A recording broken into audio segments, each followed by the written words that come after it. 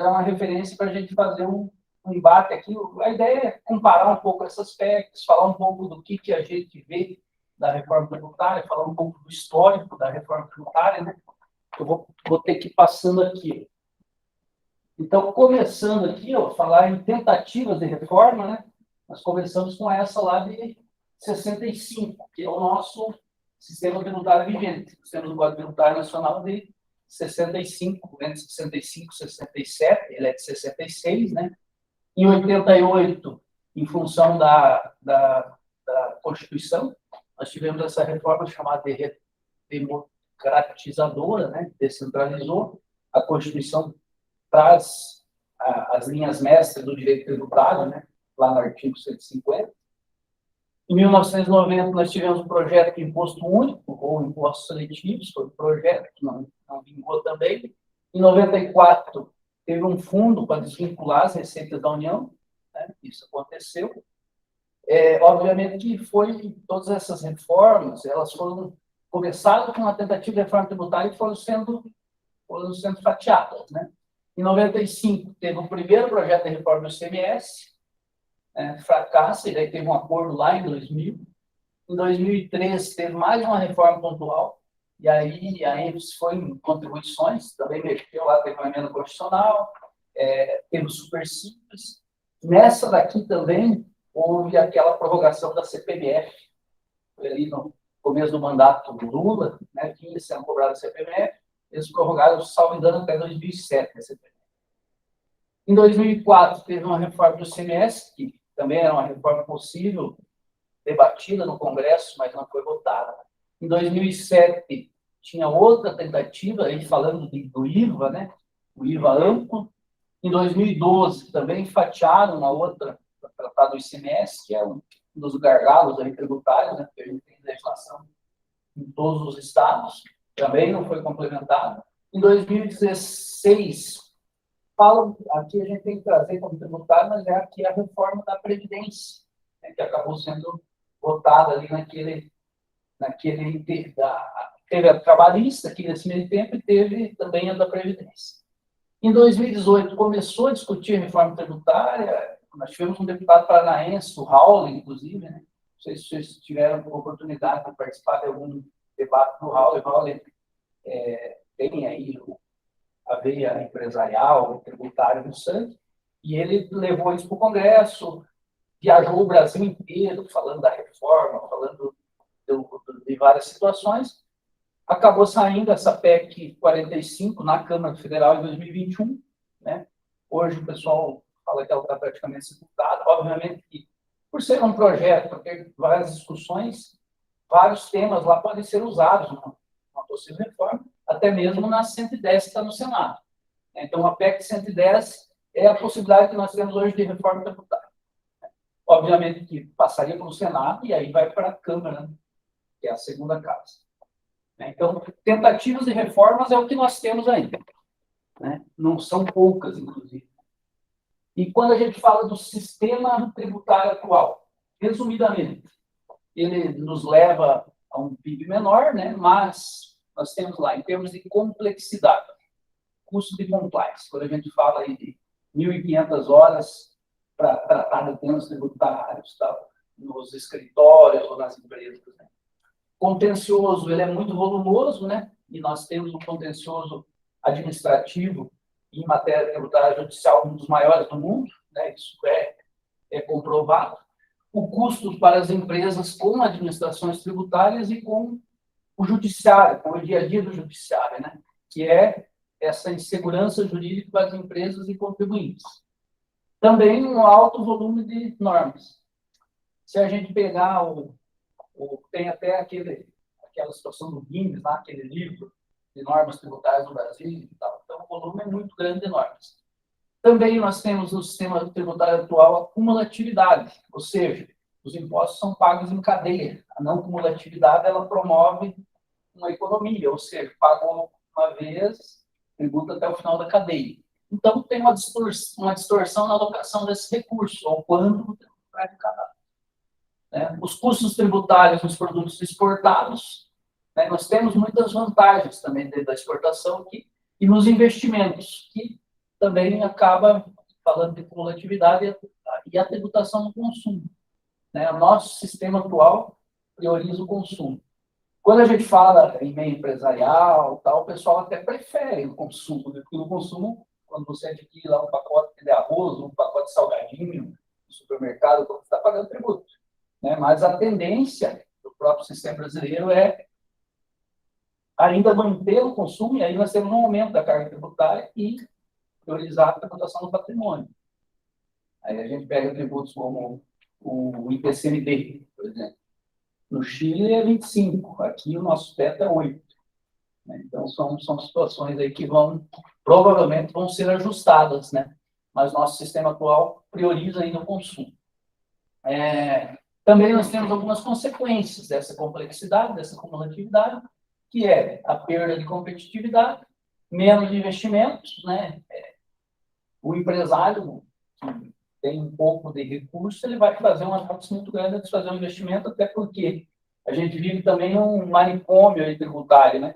Então, você ainda pagando tudo certo, a gente tem empresários que falam, estou pagando tudo certo e ainda tenho riscos, né? Então, causa menos investimento, não só interno, né? Principalmente de fora do país. Produção e renda inferiores, automaticamente, nós temos um PIB menor, né? E a gente está falando aí de quem ganha R$ 1.941 já começa a pagar imposto de renda. Então, até o imposto de renda da pessoa física, que, de certa forma, tributa os mais ricos, né? Quem ganha pouco paga menos imposto de renda. Ele também está, a tabela está defasada 145%. A última correção foi lá em 2014, 2020. Né? Existia uma discussão de que iria tributar quem ganhasse acima de 5 mil, né? Mas isso também não, a Receita, eles pretendem continuar arrecadando. Então, o sistema tributário atual é caótico, né? Distorções que a gente tem também, e são distorções aí dentro já de uma análise de tributação em si mesmo, né? Então, na tributação da renda que afeta a alocação, tudo que tributa renda e capital afeta a alocação eficiente de recursos e a própria produtividade. Nós temos um exemplo de tributação de aluguéis, recebido por uma pessoa física, por exemplo. Eu posso tributar de 3 maneiras dele e tudo isso gera uma diferença grande. Então, digamos que lá no imposto de renda da pessoa física, ele vai pagar entre 7,5 e 27,5. Se ele tem um bem alocado por R$ 5.000, ele não vai pagar 27,5. Se esse bem está numa empresa, né, tributado pelo presumido, que é um dos regimes que nós temos, ele já fica entre 11,33% e 14% e 15%, né? Normalmente 11,33%. E se ele faz isso via fundo de investimento imobiliário, obviamente que é uma outra estrutura, né? Depende de um aporte de capital e de muito planejamento, mas ele vai pagar zero, né? Então, você veja que uma situação tem vários, né? Obviamente que nós, como profissionais, às vezes até lançamos mão disso para, né, para mostrar para o empresário que ele pode planejar de maneira lícita, né? E há muitas distorções também quando a gente fala de tributação de rendimento de aplicação financeira, né? Eu tenho aí 20 e poucos anos de contador, e assim, quando se fala de aplicação financeira, o Torero também tem contador, acho que vai concordar comigo, a gente tem que olhar, né? Porque tem lá, depende se é uma previdência privada, se é uma situação, se é outra, se é um seguro resgatável, e se é uma aplicação financeira, tem alguns casos que também a tributação é zero, né? Na pessoa física ou na pessoa jurídica. Então, há muita distorção nesse sentido, né? O que faz com que haja distorção na arrecadação também, né? Outros tipos de distorções que a gente vê. Nós temos tributação sobre bens e serviços, né? Esse modelo de tributação, ele prioriza o quê? Diferentes incidências por setor. A reforma que está sendo discutida lá no Senado, inclusive, visa causar aí um maior impacto no setor de serviços, é o que a gente tem visto falar, né? E aí, nós temos o Sescap Paraná, por exemplo, que representa várias empresas de serviço, inclusive as empresas de advocacia, né, as de contabilidade. Eu até sou diretor regional hoje do Sescap Paraná, é um parceiro aqui da comissão também, né, doutor Everton? E os senadores que estão com a PEC 110, inclusive os que a gente teve acesso, eles falam, o setor de serviço precisa ser maior tributado. E essa distorção existe e precisa ser levada, de repente, a cabo, que não é bem dessa forma, né? Porque quando a gente vai para o presumido, por exemplo, o setor de serviço é tributado sobre 32%, né? Supõe-se que você tem uma base, um lucro de 32%, o setor de comércio tem 8%, né? Então, e quando a gente fala de setores, na indústria, por exemplo, nós temos esses 4, né? Ou, no geral, nós temos esses 4 tipos de tributo. Temos o IPI, o ICMS, o ISS, o PIS e COFINS. Em 2003, 2004, 2005, também houve uma reforma muito grande no PIS e COFINS, foi criado cumulativo e não cumulativo. E quando eu estou no setor industrial, eu pago IPI e ICMS. E pago PIS e COFINS normalmente no não cumulativo, né? Quando eu estou no comércio, eu pago ICMS e pago PIS e COFINS também. Quando eu estou no setor de serviços, eu pago o ISS, né, que é um tributo, né, que vem para o município, e o PIS e COFINS também. No setor agropecuário, eu tenho o ICMS, aí vai depender também de vários fatores, tipo de mercadoria, tudo, mas a regra é o ICMS. O PIS, o COFINS, por exemplo, e o IPI, se essa agropecuária tiver, ele tem uma suspensão e redução. A construção civil, ele paga ISS e paga o PIS e COFINS também. Então, são setoriais, né? Mas há distorções também importantes aí nesse campo. Outra pergunta que a gente faz quando estamos falando de reforma tributária: arrecadar ou tributar, né? Então, a visão predominante em políticas e práticas tributárias no nosso país é arrecadar por arrecadar, independente de quem paga, né? Precisa que entre o recurso no caixa. Por quê? Ele não é avaliado os impactos na economia e na sociedade. Tanto que a gente pega uma crescente de nossa carga tributária, está chegando em 40% do PIB. Então, isso não é levado em consideração. No entanto, o Brasil é tido como um bom arrecadador. E isso se deve, por quê? Porque o princípio da comodidade fiscal foi implementado no sistema brasileiro. Quando a gente tem uma CPMF, que arrecada simplesmente por você movimentar no banco, é muito fácil, né? Você está na fonte lá, né? Quando nós temos substituição tributária, que é outro tema pesado, e tem vários tipos de tributação ou regimes monofásicos. Então, o governo ele se equipou com essa comodidade fiscal, dando ao próprio contribuinte o pagamento antecipado, na maioria das vezes, né? A própria base presumida, do lucro presumido, né? Ele facilita o modo de apurar o tributo. Muito embora, né, estatisticamente, para a gente apurar tributo, o Brasil é considerado um dos mais complexos, né? Não raras vezes eu vendo lá um carro. Tem tributo? Não tem? Para você chegar numa visão de se aquele carro, se aquele bem, pelo valor que você adquiriu, pelo valor que você vendeu, se ele tem tributação, você tem que ser um especialista, quase. Ou tem que procurar um especialista. Vendi uma casa. Como que eu apuro esse tributo, né? Recebo lá, como advogado, na pessoa física. É carnê-leão, eu tenho que recolher parte previdenciária, então é muito complexo isso. Muitas vezes tem que lançar a mão de um profissional que tenha conhecimento para conseguir te dar essa visão, né? E esse princípio da comunidade fiscal fez com que a gente olhe hoje para o nosso sistema como um sistema muito bom na arrecadação, né? Nós temos como arrecadar muito e o Brasil é tido como, inclusive, é visitado por outros países para entender um pouco do nosso regime aí. E aí, falando um pouco de questão de sonegação e tal, a tendência é que a gente diminua esse problema, né? Como tributarista, a gente tem que ver que quem sonega, na verdade, faz um mal muito grande ao país. Então, nesse sentido, acho que é uma vantagem, né? Porque quem sonega atrapalha a livre concorrência, né? Quem sonega atrapalha o mercado como um todo e está cometendo uma ilegalidade. Então, o sistema nosso ele é voltado exclusivamente para arrecadar e suportar o ajuste fiscal. A nossa carga tributária é uma das mais altas entre os países emergentes, não há dúvida disso, né? E temos o quê? E pior, quando nós comparamos com os outros países, né, a nível internacional, a nível do mundo, que nossos serviços públicos são de má qualidade. Então, ele não se presta para o que veio. A arrecadação é eficiente, a aplicação é eficiente. Exatamente. Né? Isso é fato. Aqui, na verdade, é só uma ideia de como que foi feito, como que foi estruturado lá em 1965 o nosso formato, o nosso mapa da tributação atual.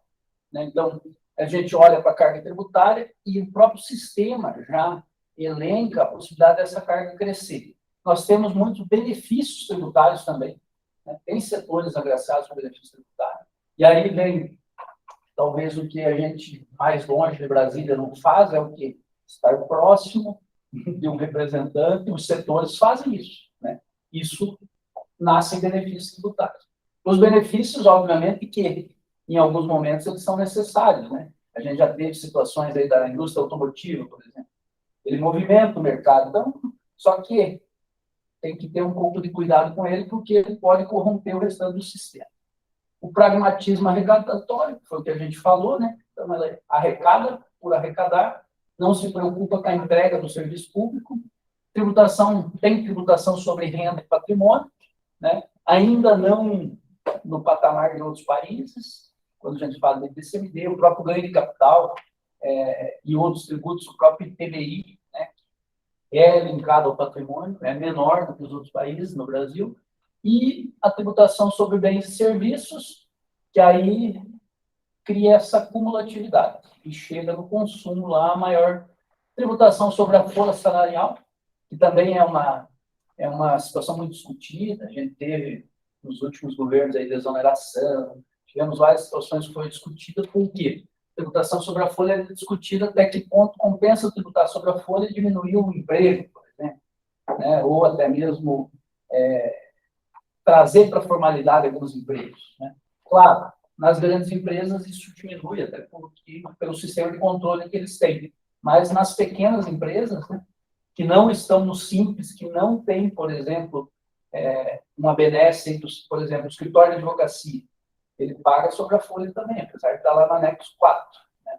Isso, com certeza, diminui a possibilidade de um escritório de porte médio ou pequeno contratar mais gente. Tem mais custo. Né? Você vai ter os 20% sobre o salário lá né? Quando a gente faz um cálculo, quanto custa um empregado, a gente fala em 60%, 70%. Né? Ou o salário vezes 2, né? Custo. O escritório de advocacia, por exemplo, acaba sendo. E a complexidade das obrigações acessórias. Aqui é um outro campo que aí é muito debatido no setor contábil e no setor tributário, que o governo fez também ao longo dos anos, até para acabar com essa sede arrecadatória, para aumentar a arrecadação, ele criou várias obrigações. Nós temos espécies, temos várias situações. O que a gente defende enquanto profissional, enquanto classe? Beleza, criou uma nova obrigação acessória, diminui a outra, né? Porque senão a gente está aumentando o custo hora de tratar essas informações. E o governo não diminuiu as obrigações que ele exige do empresariado na mesma proporção que ele criou. Mas ele está devidamente aparelhado, está muito capaz de cruzar essas informações, né? Sejam elas através de sistemas bancários, sejam elas através do que o próprio contribuinte está obrigado a entregar. O cenário ideal, obviamente, né, que é só uma sugestão aqui, né, quem me dera, mas e a própria PEC 110 vem dentro desse contexto aqui. Não quer dizer que, na minha opinião, não quer dizer que ela consiga, mas é uma defesa que ela faz de que o cenário ideal seria simplicidade e redução no número de impostos, de alíquotas e de exceções. E quando eu tenho exceções, eu também crio um certo problema ali, uma insegurança jurídica.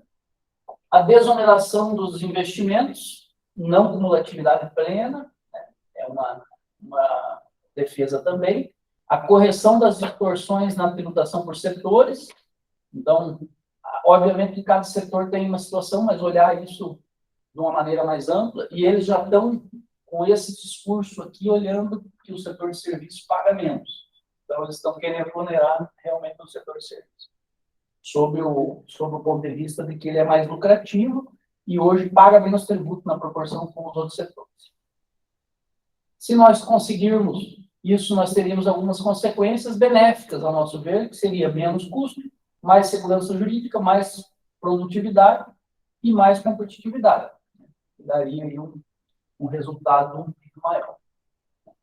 Então, esse é o cenário ideal, apesar de muito complexo, tem que ser muito discutido para que o tiro não saia pelo outro lado também.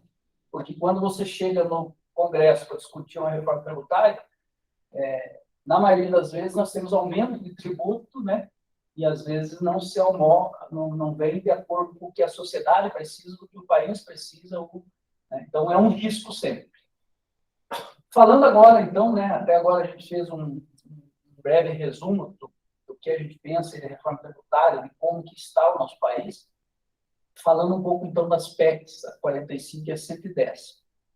Ambas propõem uma extinção de uma série de tributos e consolidam bases tributárias basicamente em 2 novos tributos.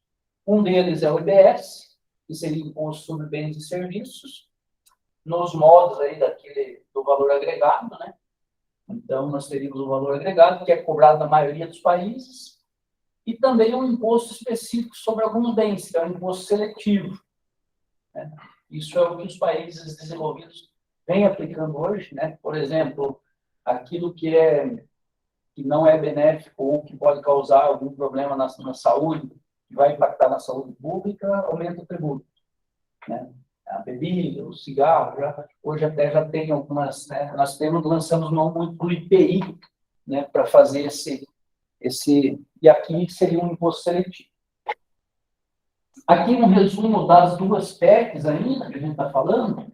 Então, quando a gente fala de competências, a PEC 110, ela concentra tributos estaduais e teriam que ser instituídos pelo Congresso Nacional. Então, a reforma traz que teria que ter uma lei de como que esse tributo estadual seria criado.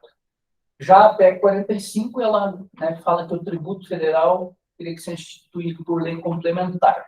Então, é uma partezinha só da competência, mas de como legalizariam os tributos a partir delas. Quando a gente fala de tributos substituídos, na PEC 110, nós temos 9 tributos que seriam substituídos. O IPI, o IOF, o PIS, o PASEP, o COFINS, a CID Combustíveis, o Salário de Educação, o ICMS e o ISS. São 9 que seriam suprimidos. Em termos de redução de quantidade de tributos e simplificação, né, ao nosso ver, atende. A PEC 45 eram menos, mas também eram menos que previa. E aí nós temos o IPI, o PIS, o COFINS, o ICMS e o ISS. Né? Também aqui, quando a gente fala de ICMS e ISS, um dos objetivos das 2 PECs, e uma boa desculpa, ao nosso ver, é a guerra fiscal entre municípios, estados e tal, né? Que causa também alguns nos oportuniza fazer algum planejamento, né? Então, você tem lá o ISS de 3% em Santa Teresa, Cascavel é 5%. Né? Muitas vezes o empresário acaba indo para Santa Teresa. Principalmente na região de São Paulo, ali, as grandes financeiras, tudo. Você via que eles migravam ali para o ABC exatamente pensando nisso, né? Falando só de ISS. ICMS nem se fala, né? Aí nós temos vários exemplos aí. Na PEC 110, quando a gente fala de partilha da arrecadação, e a partilha e a vinculação são parecidos, né? Ele seria partilhado, a arrecadação seria partilhada entre União, Estado, Distrito Federal e municípios, conforme os percentuais definidos pela nossa Constituição hoje. Já na PEC 45, cada ente teria sua parcela na arrecadação pela aplicação de uma subalíquota. Então, né, teria uma mudança aí significativa e também a gente vê o chio aí dos governadores, dos prefeitos, tal, quando enfia a mão no bolso desses entes arrecadatórios e entes públicos também. Quando a gente fala da vinculação, na PEC 110, ela fala em aplicação de percentuais dos fundos constitucionais, fala em concentrar essa vinculação no BNDES, cria pisos mínimos de gastos para a saúde e para a educação. E na PEC 45, cada ente faz a destinação constitucional e desvinculado pela soberania. Então, manteria, né, nós temos lá um percentual que tem que ser destinado à relação para a saúde. Na PEC 45, manteria esse mesmo percentual, e cada ente faria daí de acordo com a sua receita local, daí nesse caso, né, ou estadual ou municipal. Então, basicamente, em linhas gerais, uma PEC e outra comparada. Na transição, né, se a gente tem uma reforma tributária, beleza, e como é que fica o sistema que nós temos atualmente?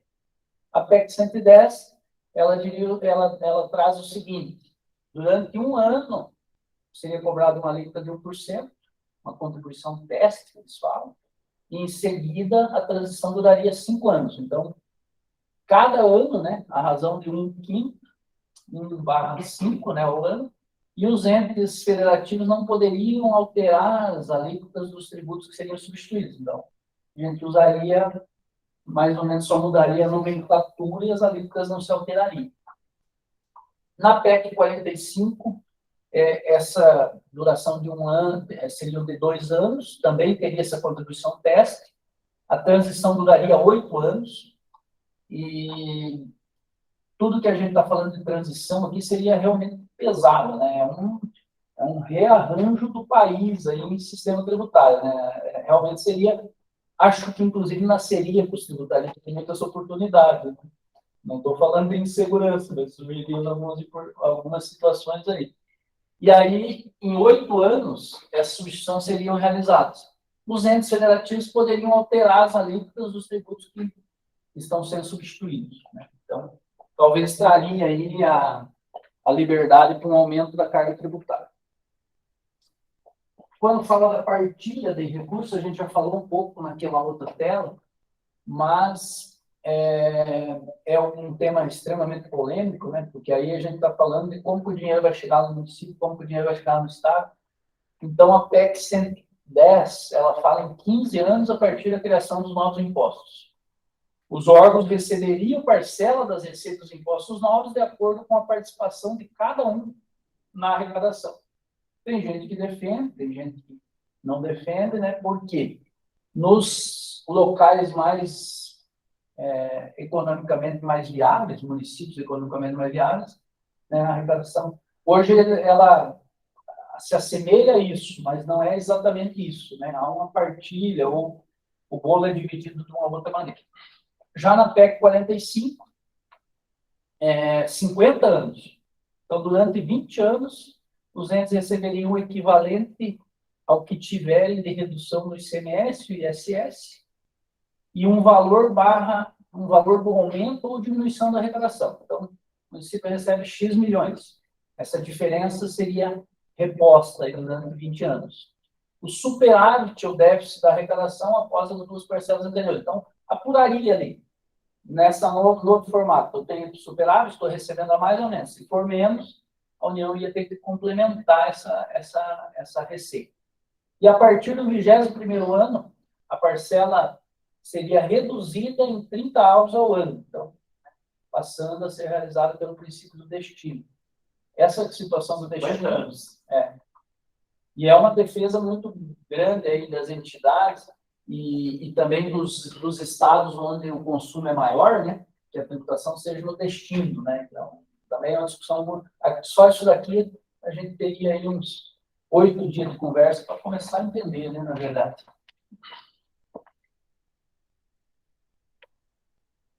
Aqui, a PEC 110 e a 45 falam em impostos seletivos.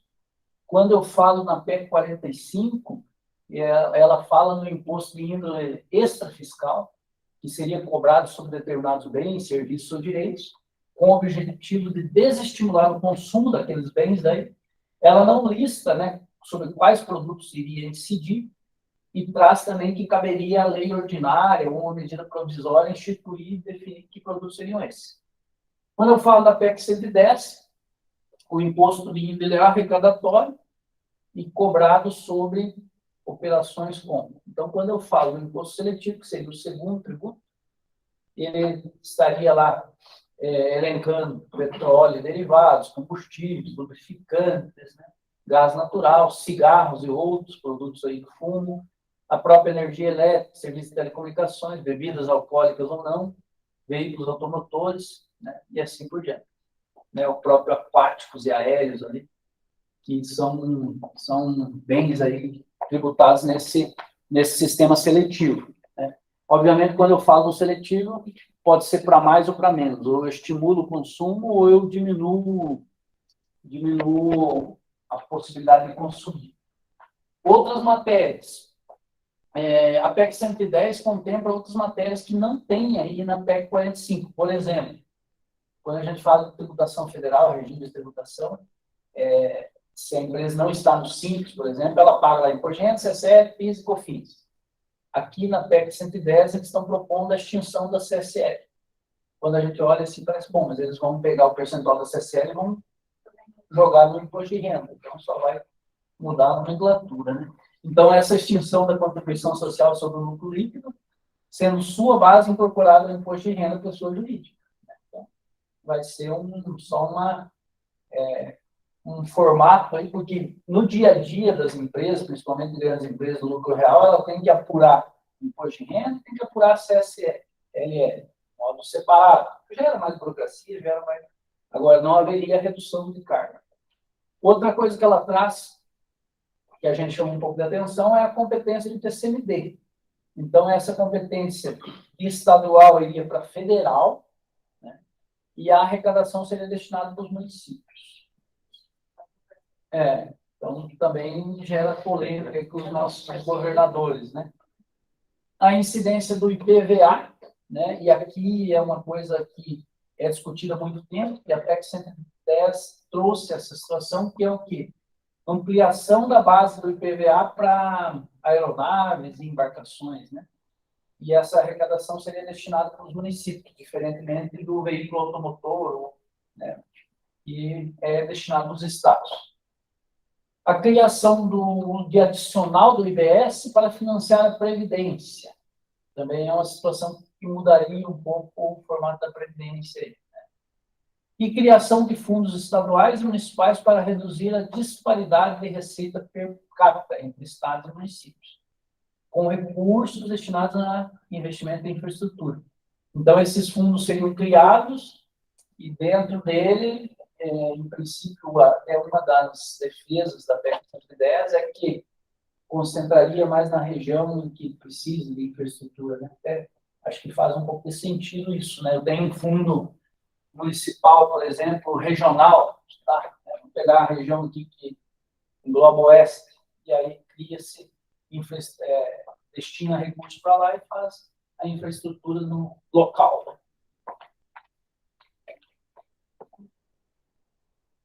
Aqui, na verdade, é só um pouquinho não tem nada a ver com reforma tributária, mas eu resolvi trazer, eu vi essa matéria, e só para deixar para vocês aí, esse movimento que o governo federal fez aí na redução das alíquotas de ICMS, de combustível, de energia elétrica, já tem várias ações diretas de inconstitucionalidade, né? Uma delas é essa 7191, onde os estados questionam lá a Lei Complementar 192 de 2022, que foi aprovada recentemente, onde alterou-se a sistemática do ICMS, dos combustíveis, né? E previu a cobrança da alíquota fixa por unidade.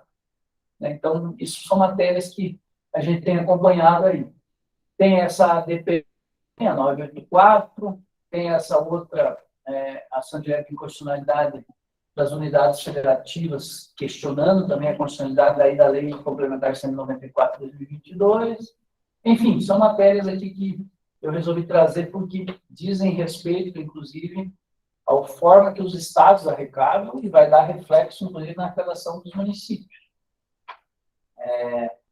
Quando a gente fala da perda da arrecadação dos municípios, a União já traz lá um discurso de que a perda da arrecadação em 2022 seria bancada pelo Tesouro Nacional. Salvo engano, né, salvo o melhor juízo, e talvez possa não ter visto, mas eu não vi nada que o Tesouro pagaria essa defasagem da arrecadação para 2023, 2024 e anos subsequentes. Então, isso pode causar uma diminuição na arrecadação, e vai causar, né, a gente sabe disso, e alguns compromissos desses entes, municípios, tal, podem ficar comprometidos. Então, tem uma discussão muito grande. Nessa ação direta de constitucionalidade da 7164, os estados, na verdade, quando viram esse movimento, firmaram um convênio, que é esse convênio 1622. Né? Então, eles se adaptaram a 192 de 2022, de maneira rápida e, de certa forma, planejada. Aí tem uma ação direta de constitucionalidade do governo federal, a União, questionando, né? E me parece que eles até cancelaram já esse convênio, então, provavelmente, essa ação direta de constitucionalidade deve perder o sentido de ser extinta. Bom, eu fui rápido aí, né, por causa do nosso tempo, então, algumas considerações finais aqui, e um resumo do que a gente falou também. O Brasil, então, tem um sistema tributário na aplicação, na verdade, um dos mais atrasados do mundo, né, e roda aí num 3.0 para arrecadação, né, e os tributos cada vez mais semelhantes e com ênfase no IVA, né, apesar de não ser tratado dessa maneira. Lá nos anos 60, o Brasil, com esse sistema tributário, ele foi tido como ousado. Né? E houve, na verdade, se a gente tivesse um alinhamento político, principalmente, a gente poderia pensar de novo em ser um dos precursores aí dessa tributação 4.0. Tem muita coisa para ser tributária que a gente nem vê na reforma tributária, por exemplo, né? A parte tecnológica, não existe mais fronteira para alguns produtos, né? Como é que isso tributa? Né? Então, isso aí a gente fala da tributação 4.0. Né? E também, né, deveria ser mais simples, né, e mais concentrador de renda e riqueza, integrado também internacionalmente, né, porque se você tem dificuldade das fronteiras, a única maneira de você manter a sua receita tributária é através de acordo com outros países e as regras parecidas ou que estejam em concordância, né, para conseguir alcançar essas barreiras. Bom, outra necessidade que a gente vê também quando fala de reforma tributária é a reforma administrativa, que é uma das reformas aí que o pessoal fala da reforma política, da reforma administrativa e da reforma tributária. Não tem como eu falar em reforma tributária ou risco de diminuição de tributos se não falar em reforma administrativa. E aí a gente tem algumas situações pensadas, né? Por exemplo, nós temos inúmeros municípios que só esse efeito aí da redução do ICMS vão sofrer para pagar as contas do dia a dia. Por exemplo, poderia acontecer desses municípios se unirem, né? Vamos pegar lá, né, qualquer município da região pequena aí se unir com 5, 6, ou 10, ou 15, ou 20. Vamos pensar no convênio que a gente tem com o SAMU aí, 30 e poucos municípios. Por que eles não se unem? Não tem uma sede administrativa própria? Tal. Isso já estamos entrando na reforma administrativa. Né? Obviamente que a gente tem um embate muito forte com os nossos representantes políticos aí, né?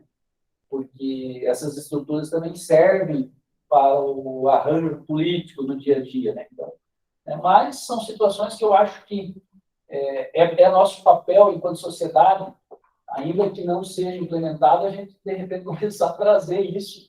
Nós temos capacidade de fazer isso com números, com várias situações. Vamos ter um embate grande, mas é um desafio aí, não só para a nossa comissão, mas enquanto sociedade, de repente, começar a pensar em alguma coisa nesse sentido.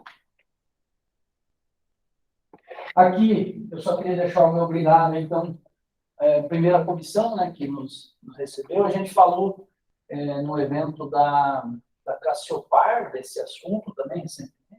Naquele dia eles levaram também a reforma política e administrativa, né? Então são temas que acabam se encontrando em algum momento. Também agradecer aqui ao Wilson Basso, abriu lá as portas do Senado, a gente recebe algumas informações, e quando precisa eles nos dão, através do senador Flávio Arnes. O Pedro aí, né, que é lá do nosso escritório, obrigado pela presença de vocês também. O Matheus lá, que é o advogado que ajudou nós a preparar a apresentação também, né, e fico à disposição aí, se quiserem fazer alguma pergunta, alguma situação, né, e a gente vai estar aí no dia a dia da comissão para trocar ideias, e, né, infelizmente a gente não sabe tudo e nunca vai saber também, então estamos abertos para aprender com vocês. Beleza? Da minha parte é isso, presidente Everton. E obrigado pelo Rodrigo também, que a gente falou nesses dias aí, né, para preparar a apresentação. Né, Rodrigo? Obrigado. Jones, aproveitando a tua análise, né, em relação à reforma, quando a gente fala, por exemplo, para a atividade dos advogados e também consultoria empresarial, você comentou a respeito de uma possibilidade de aumento da carga tributária, né, principalmente para quem está no presumido. Né? Pelo que eu me recordo, atualmente o impacto maior seria provavelmente do PIS e COFINS. Quem está no presumido está pagando lá 3,65%, e o IBS, a última vez que eu acompanhei, estava se falando em 12%. Então, de 3,65% para 12%, sendo mantido os outros tributos, né? O ISS, imposto de renda, a contribuição social. Então, estava algo próximo aí no aumento da carga tributária em 10%. Essa é uma preocupação ainda? Você tem ouvido algum comentário a respeito disso? Sem dúvida nenhuma. Eu acho que essa é a principal. E nas duas PEC, eu acabei não comentando aqui, mas as duas PEC, a defesa que é feita é que não mexeria no regime do Simples Nacional. Mas não tem material ali que leve a crer isso, né? Então, quando a gente fala, se não mexer no Simples Nacional, a gente já separaria uma boa quantidade, né? Falando do nosso setor aí, os escritórios menores e médios, talvez se encaixem lá no Simples. Mas quem estiver no presumido, realmente vai sentir pelo menos entre 10% e 12% de aumento mesmo, tá? Isso é fato. E o que nos preocupa, na verdade, é a defesa que o próprio Senado faz lá, que o setor de serviços seria um dos gargalos aí que está pagando um pouco de imposto. Então, eles estão jogando essa carga no setor de serviços. O setor de serviços, na verdade, ele é um grande empregador, mas ele não tem, na minha humilde opinião aqui, uma representatividade política tão grande, quanto que os grandes industriais, multinacionais, mais linkadas com a indústria e com o comércio, possuem, né? As próprias federações, os próprios, né, órgãos aí, sistemas que, enquanto sociedade civil, protegem esses setores, né? Nós temos, apesar de termos excelentes entidades aí que nos representam. Pega aí a própria OAB Nacional, é uma que poderia, né, acompanhar mais de perto isso, no setor dos representantes de contabilidade, aí, o PAR e outros que a gente conhece, tem o dia a dia, estão perto lá, mas o receio é que isso não seja suficiente para segurar esse ímpeto de tributar o setor de serviço. Então, acho que essa preocupação é extremamente relevante, né? E talvez também pensar de maneira sensata, dependendo do jeito que chegar lá, como que vai ficar o Simples Nacional, né? Ele é um regime, se não for abarcado aqui, nós temos um problema até constitucional, né? Então, tem um projeto rodando de revisão tanto do teto, do Simples, né, e das alíquotas. Né? Não sei se vai acontecer esse ano ou não. Talvez seja uma forma de dar uma amenizada, né? Exatamente. Esse projeto, por exemplo, que está para sair, porque eles, quando falam do Simples, nós vamos falar em parcelamento do Simples Nacional, por exemplo. Né? Envolve já, a União não pode fazer sozinha, né? Então, ela depende de uma lei complementar para isso, o quórum qualificado no Congresso, então é tudo muito demorado, né? Falou em mexer no Simples, a gente está falando, e não é nem lei complementar, em alguns casos até uma emenda constitucional teria que ser feita, né? Então, agora, nós poderíamos, enquanto do setor da advocacia, entrar de carona lá e pedir para alterar o nosso anexo 4 para o anexo 3, por exemplo, né? A exemplo do que os representantes comerciais fizeram lá em 2015, entraram com o projeto e tal, está andando, né, do 5 para o 3. Só aí nós teríamos uma redução na contribuição previdenciária. Acho que teria um aumento da empregabilidade aí dentro dos escritórios de advocacia, por exemplo. Então, a sociedade, né, quando a gente leva alguma reivindicação dessa, a gente tem que ter um cuidado muito grande, né? Porque, primeiro, nós estamos no setor, então eu quero que o meu setor pague menos, mas eu não posso deixar de me preocupar com né, com a sociedade, ou com os reflexos disso. Eu acho que seria um reflexo benéfico isso, né? E se sair alguma coisa, a gente, enquanto comissão, que acho que poderíamos trazer isso para estudar, né, doutor Evelyn, e fazer o movimento que a gente pode, no caso, né? Se vai dar certo ou não é outro detalhe, né? E quanto ao trâmite dos projetos, para esse ano, então, você que teve contato lá com o Senado, tem alguma expectativa de avanço? A tendência é que, se for esse ano, seria lá por novembro, dezembro, e existe esse risco do apagar das luzes ali do ano, né? Então, hoje, por exemplo, eles não vêem nenhuma possibilidade de votar antes das eleições. Isso porque está todo mundo concentrado em eleições, obviamente, e tem algumas medidas à margem, então ninguém quer ficar. Vai ter aumento de tributação do jeito que está posta, né? E vai ter um desarranjo muito grande, então vai gerar consequências negativas para os políticos e para a política em si. Então, eles estão falando de tratar isso depois da... A Câmara nem está olhando para a reforma tributária, porque essa PEC está tramitando no Senado, né? Então, a Câmara menos ainda. O Senado ainda está vivendo isso, né? Talvez a gente pode também fazer um contato lá com o senador Orovis, por exemplo, né, com a assessoria dele, começar a ficar um pouco mais perto disso, né? Enquanto comissão, enquanto, né, a OAB, enquanto o SESCAP, aqui a gente tem acompanhado, né? O SESCAP defende aquela implantação da nota de serviço eletrônica nacional, por exemplo, é uma coisa que o SESCAP defende a nível de Brasília. Então, são tudo coisas que acho que a gente tem que trazer para a mesa, né, e tentar e acompanhar. Mas acho que se sair esse ano é novembro ou dezembro, é o que o pessoal está falando lá, estou reproduzindo uma expectativa deles, né? Certo. Eu acho que é até interessante, né, reforçar que o SESCAP, às vezes dá a impressão que ele seria uma entidade mais voltada para a contabilidade. Eu acho que o número maior é até, né, de contadores, mas ele atende também os escritórios de advocacia, né? Ele vincula vários outros tipos de serviços, né? Sem dúvida nenhuma, a sua provocação é relevante, inclusive eu estive nas outras entidades, né? Estive no Sincovel como presidente, estive no CRC Paraná, e hoje eu estou como diretor regional com uma das missões, mostrar para o advogado que o SESCAP, eu estou associado lá como escritório de advocacia, né? Mostrar que o SESCAP funciona também para os advogados, inclusive.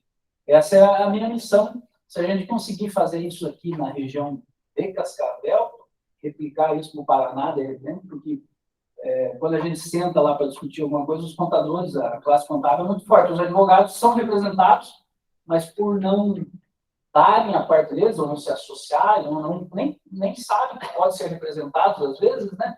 Não estão junto lá, né? Poderia, uma entidade que tem uma força grande, né? E fora de todo aquele conceito de sindicato, tal, é um sindicato patronal. A folha que vocês têm no escritório lá é ele que faz a convenção, então nós precisamos, se puder, ficar mais próximo do SESCAP. Eu, como diretor regional, sou suspeito de dizer, mas a gente precisa o quê? Fazer com que essas entidades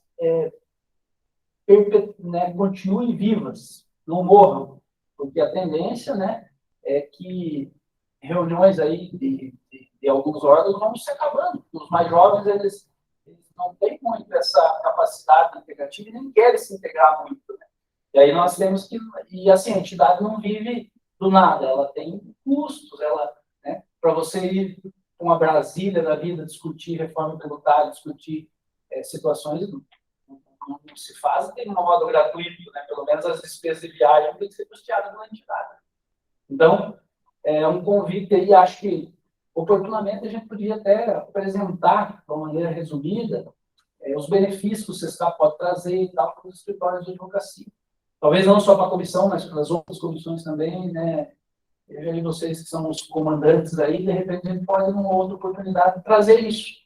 Porque é um papel que eu estou, inclusive, precisando fazer para mostrar para os advogados que nós temos uma entidade forte e que pode nos representar muito bem. E a importância de ter a representatividade para quando você tem a necessidade de tratar de uma questão tributária, ela está aumentando aqui para o nosso setor da tributação. Mas vai buscar quem? Você vai buscar, vai ser o MOB, vai ser o CESCAP. E o presidente do CESCAP Paraná é de Cascavel, é o Michel Lopes, que foi recentemente presidente da SIC, né? É um colega nosso, um contador também, mas tem uma visão ampla, né? Ele representa, tem o CESCAP Londrina, que representa uma parte da região lá, que é integrado com o CESCAP Paraná, mas é outro sindicato, e o CESCAP Campos Gerais. O restante do CESCAP pega o Paraná todo e, né, representa e faz a nossa convenção, né? Quando tem um aumento salarial do nosso empregado lá, a convenção vai ser do CESCAP. Então, fica aí um alerta para conhecer um pouco mais o CESCAP. Se tiver alguma dúvida, conversar conosco aí, de modo particular, ou aqui na comissão, não tem nenhum problema. Perfeito. Pessoal, mais alguma dúvida aí, alguma explanação?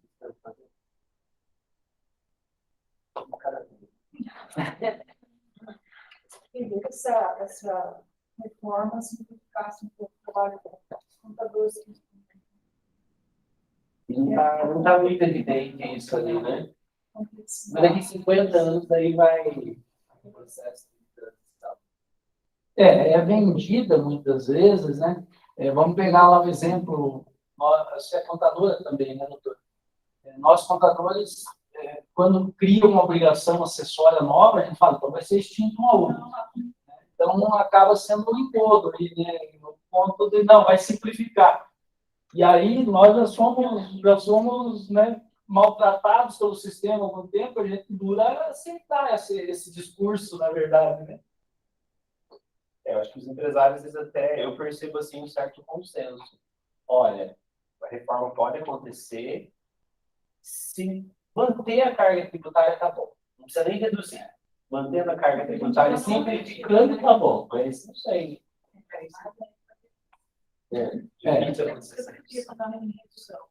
Porque são temas. É como você falou, é trota, sai a contribuição social, mas ela está incorporada na NPJ. E a reforma que teve. Mas também talvez a finalidade do tributo, claro, ele vai para cá, a contribuição vai para cá, finalidade. Mas a base de cabo, a população. Então, isso, para fazer isso, de certa forma, nós não precisaríamos de uma reforma tributária, né? Para diminuir a quantidade de obrigações acessórias. Então, primeiro, dinamiza um pouco mais o sistema, é que pode ser que não seja interessante, né? Até a gente, profissional de vários anos, você pega esses números, pega essas reformas, já tem dificuldade de entender. Então, assim, é uma matéria extremamente complexa, né? Para quem é da área. E para quem é da área. Agora, você imagina discutir com a sociedade isso, né? Na verdade, a discussão acaba, né? A gente estava só ouvindo, porque não tem como debater, né? Exatamente. Perfeito, doutor Janês, muito obrigado pela sua atenção aí, pela explanação. Acho que foi muito interessante aí a atualização dos temas, né? Espero contar aí em próximas oportunidades aí com outros assuntos. É isso. Eu que agradeço aí. É só uma pinceladinha mesmo para aguçar a vontade dos senhores. Espero que eu tenha conseguido fazer isso, né? Mas, assim, estamos aprendendo junto. Obrigado.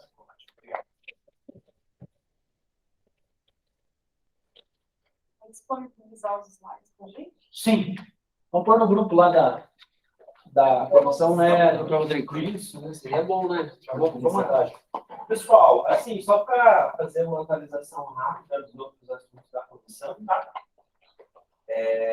Nós tivemos essa semana uma reunião com a prefeitura, foi agendada lá com o vereador Mazzucci, certo? Com o secretário de finanças, né, o Zoreco, também estava o Marcelo, que é o auxiliar lá da área da tributação, da Secretaria de Finanças, e o Evandro também, que é do setor ali de tributação. E nós tratamos lá de 3 assuntos, né? O ISS fixo para advogados, tratamos do assunto da vara da Fazenda Pública, também conversamos com o pessoal ali presente a respeito da reforma, né, da revisão do regimento interno do Conselho de Contribuintes. Foi muito bem recepcionadas as demandas, eles solicitaram algumas informações da OAB a nível Cascavel para entender um pouco melhor quantos advogados estão inscritos, quantas sociedades estão inscritas, e para abrir aí uma conversa a respeito do ISS fixo, né? Então, só resumindo, o ISS fixo, para quem está no Simples, advogado que está no Simples, ele já recolhe de acordo com a tabela do Simples. Então, não tem muita discussão.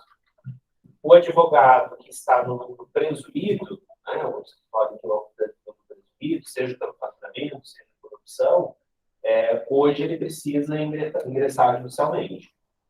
Então, a prefeitura mantém a posição ali de não conceder o ISS fixo, e isso acaba gerando uma demanda por parte dos advogados e trabalho também para a prefeitura, que no final acaba sendo favorável, né? A jurisprudência é favorável dos escritórios, e por uma questão de entendimento que eles não podem abrir mão de arrecadação, e tem uma responsabilidade pessoal, caso isso ocorra, então é necessário uma legislação municipal prevendo essa opção dos escritórios, tá? Que é uma das demandas.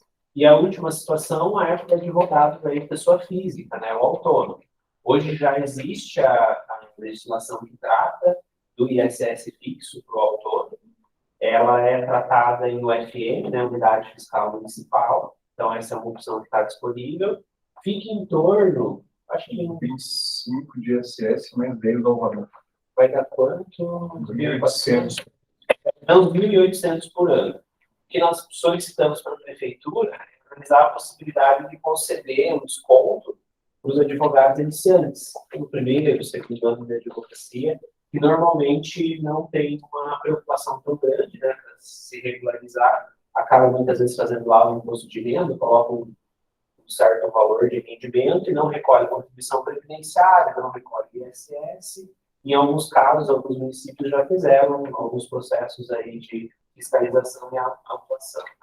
Através do convênio com a Receita Federal, dá para conseguir os dados dos rendimentos declarados, aquele CPF não recolheu o ISS, então é um trabalho até rápido para a prefeitura fazer. Essa possibilidade é um pouco mais complexa, porque aí teria que envolver todos os outros profissionais autônomos, então médico, dentista... Os iniciantes, digamos assim, né? Exatamente. Arquitetos, enfim, todos os profissionais Eu não que podem... conheço, mas tem uma legislação da Câmara, a Câmara votou alguma coisa, que a Câmara está dando um selo para os escritórios que têm advogados iniciantes, né, doutor Pedro? A gente falou disso esses dias. Talvez com essa legislação comece uma sensibilização nesse sentido, né? Sim. O iniciante, né? O que a gente sugeriu, de repente, é trabalhar uma redução desde que o advogado iniciante não ultrapasse um faturamento X. E daí, de certa forma, os outros profissionais, o médico, por exemplo, ele já começa com um faturamento normalmente maior, né? Mesmo na pessoa física, lá atendendo pelo plano de saúde, é um pouco diferente. Para o advogado iniciante, não, né? Os processos demoram um pouco mais para ter as decisões, os honorários que demoram mais para acontecer, então, os primeiros anos ali acaba sendo um pouco difícil, né, de você manter o ISS, o alvará, a própria OAB, enfim, uma série de situações. Então, isso vai ser analisado. Então, nós vamos encaminhar alguns dados para a prefeitura, eles estão elaborando, revisando o projeto, estava para acontecer. Inicialmente, o foco vai ser tratar o ISS fixo para o lucro presumido, para resolver já essa situação que está um pouco mais fácil. E para o ano que vem, daí abriria essa possibilidade de conversar sobre o ISS para fixos dos advogados autônomos. Tá? Sobre a vara da Fazenda Pública, eles concordam, eles já estão com alguns programas internos de avaliação do custo e algumas situações de não judicialização, porque a jurisprudência já é desfavorável. Tem uma situação, talvez, ali com os procuradores, né, que acaba mexendo um pouco nos honorários, né, procuradores, tem menos processo, tem menos honorários dos procuradores. Talvez, nem sempre, porque às vezes eles estão trabalhando com vários processos que a jurisprudência já não é favorável, e aí, ao invés de colocar energia naquilo que pode reverter a favor da prefeitura, acabam tendo demandas aí que vai gerar trabalho e já está consolidado. Tá? Então, esse é um assunto que também vai ter que ser tratado lá com a Procuradoria. Eles estão analisando a possibilidade de uma espécie de uma anistia para valores lá abaixo, por exemplo, de R$ 2.000, alguma coisa nesse sentido, porque daí não é nem viável. As custas já ficam superiores, né, ao próprio valor a ser recebido. Então, é algo que também foi bem visto por parte da Secretaria de Finanças. Tá? E o último assunto, do Conselho de Contribuintes. Eu participei da última reunião do Conselho de Contribuintes. A gente tinha até um processo lá para fazer a sustentação oral. E o presidente do conselho falou que está à disposição para vir conversar. A gente teve alguns problemas de colegas que tinham processos, pediram para fazer sustentação oral e não foram intimados. E nem a empresa foi intimada. Então, certamente vai acontecer uma mobilidade de julgamento, vai ter um retrabalho para o conselho, um retrabalho para a prefeitura, o contribuinte também vai demorar mais tempo para resolver ou para saber se a decisão ia ser favorável ou não. Então, tem esse tipo de situação para ser analisado, a questão da intimação do advogado e a própria consulta das decisões, né? A jurisprudência administrativa que hoje não está disponível, nem os conselheiros têm acesso.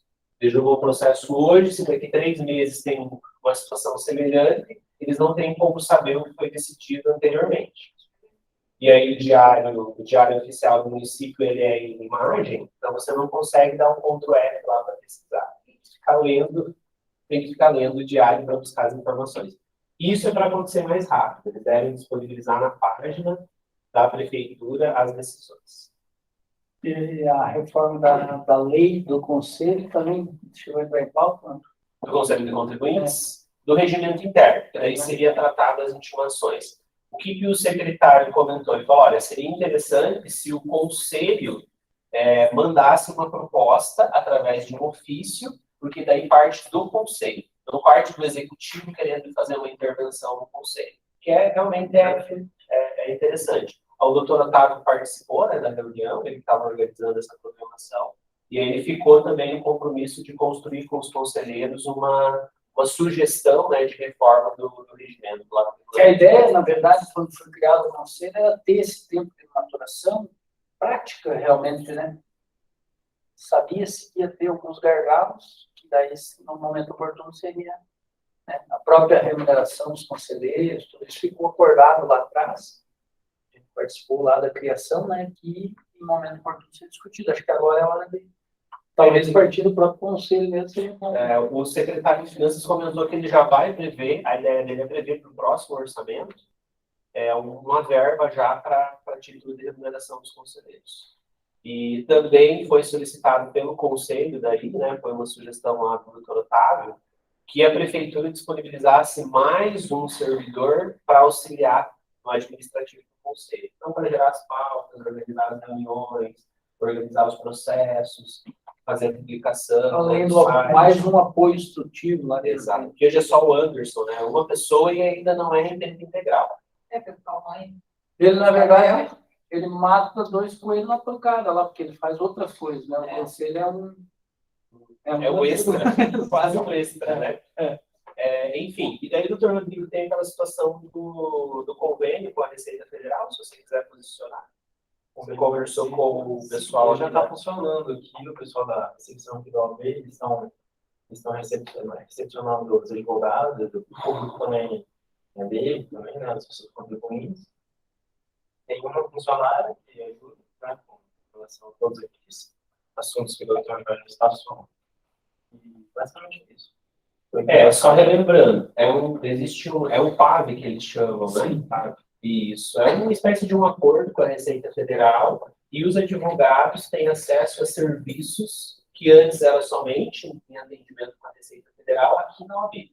Uma servidora da OAB foi treinada, na verdade foram 2, só que uma teve uma colidência de função, e aí acabou ficando uma só. Ela comentou com o doutor Rodrigo que ela está tendo um pouco de dificuldade porque ela não conhece muito como que funciona, tá? Eu até conversei com o delegado, com o Felisberto, ele falou que pode programar um treinamento se ela precisar, sem problema nenhum. Porque em setembro vai ter a avaliação do acordo, né, do convênio. Se ele não foi utilizado, eles vão interromper. Se tiver utilização, daí vai ter dar continuidade.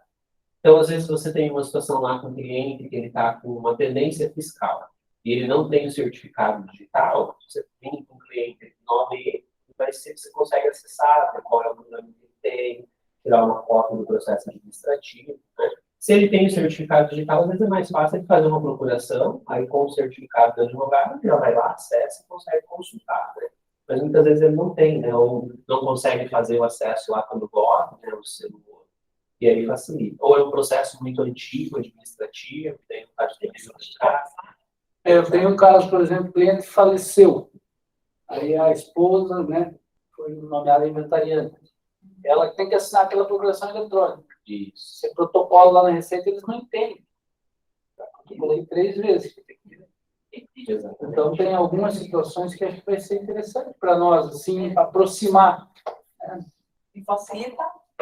O doutor Joreza acompanhou lá no início, né, doutor Joreza, as tratativas lá com a Receita, só que não está sendo usado. Então, se não tiver adesão, provavelmente a Receita Foi feito aquele banner para pôr na Receita, não? Que foi autorizado. Foi um banner lá. As comissões. O doutor Rodrigo pediu já para fazer a arte, para caminhar para outras comissões. E assim que tiver pronto a arte, a gente vai pedir para o pessoal anunciar nos eventos, né, que tem o serviço. Mas eu acredito que vai ser mais usado por quem participa da comissão. Às vezes, um ou outro colega lá do empresarial, do digital, de agronegócios vai usar, mas é mais para quem atua. E vai ser interessante, porque você vai agendar lá. Quem já foi agendar lá, às vezes demora 10 dias para você conseguir uma agenda lá na. Contador não. Mas é algo de repente. Seria, né? Os contadores muitas vezes. Né? Vamos fazer uma A ideia não. Convênio conjunto uma vez. Aí tem que ter 2 pessoas ali, esses contadores. O contador chega e fala, sabia, eu disse que vai ser fácil. Deixa eu fazer. Então, o contador traz um advogado. Vem com advogado. Já que se não tiver opção da ideia, Claro, hoje o convênio está para os advogados, né? O problema da OAB, a OAB poderia estender para a sociedade. Só que aí tem que ter equipe para fazer isso, né? E daí isso geraria, na verdade, claro, um benefício de atendimento mais rápido. Para a Receita Federal é ótimo, porque ela tem problema de equipe também. Só que, por outro lado, gera custos aqui para a OAB. Mas eu acho que dentro da OAB está muito pouco divulgado, né? Nós temos esse problema de comunicação. Se a gente fizesse um movimento com os contadores, seria um jeito de salvar o convênio. Essa é a ideia. Pode acontecer isso, doutor. Não sei, conversar e eu acho que o interesse vai ter. Podemos ter um convênio do SESCAP e OAB, por exemplo. Né? Os associados do SESCAP, que não é todo mundo, aí é os associados. Né?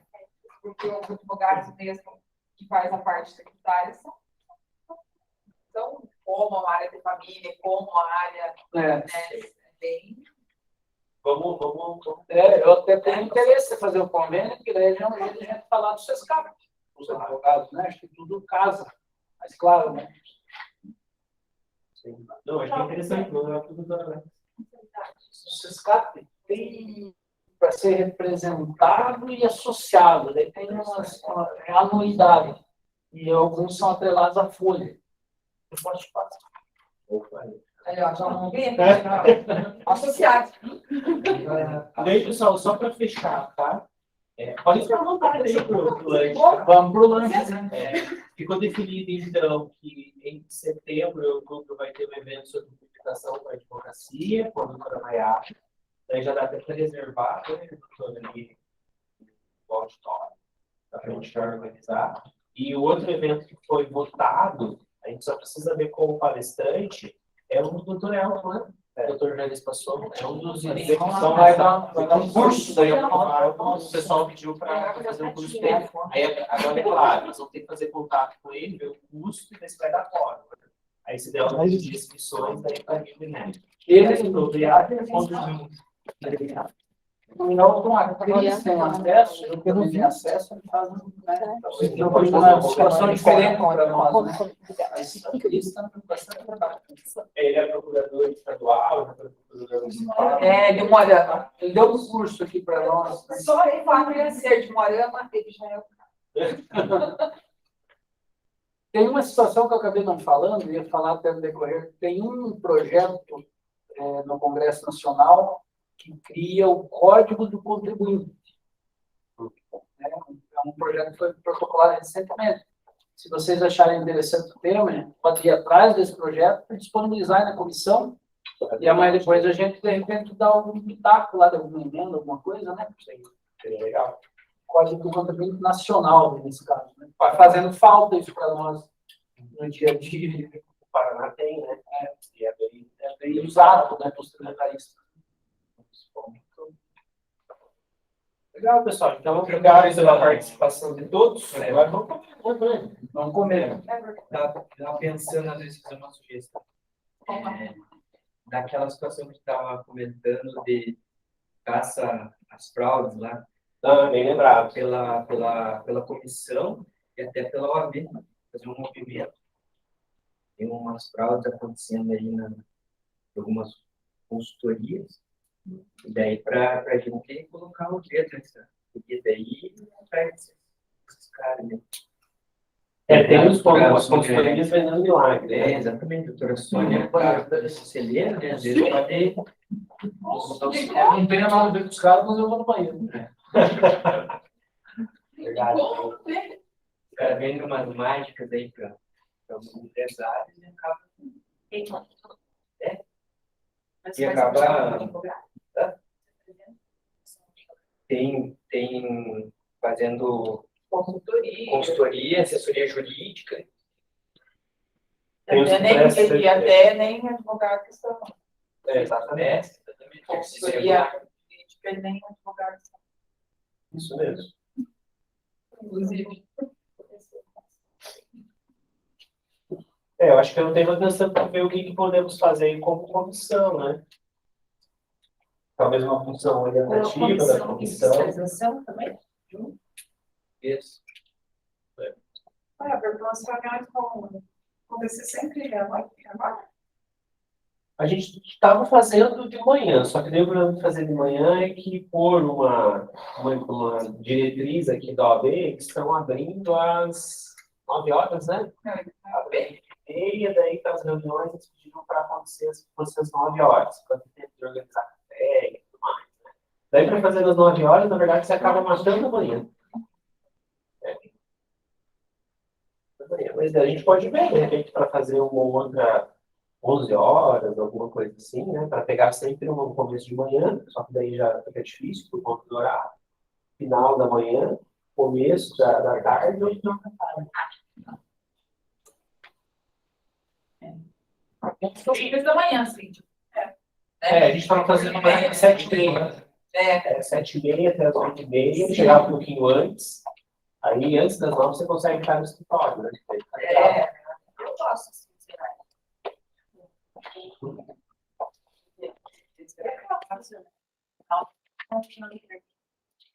Sexta-feira. Não, mas sexta não faz, isso também, sexta também. Tem uma comissão de fiscalização? Tem. Tem uma comissão. Foi criada artificial. Eu não sei quem é o presidente, mas se der, eu posso fazer o levantamento. E como? Eu acho que, inclusive, já tem uma situação lá. Então, vou falar para o pessoal para ver a comissão. Acho que vamos colocar o salgado aqui e vamos tomar cerveja para lugar. Isso aí, boa ideia. Né? Como que está sendo Sim, Esse bolo na verdade, eu vi lá. tá bonito. Sério? Sério? Bom.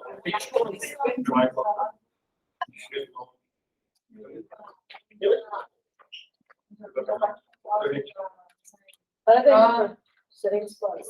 Obrigado. Aqui foi parado? Aqui foi parado na apresentação.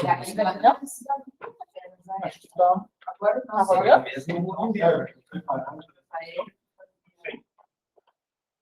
Na verdade, eu parei a gravação.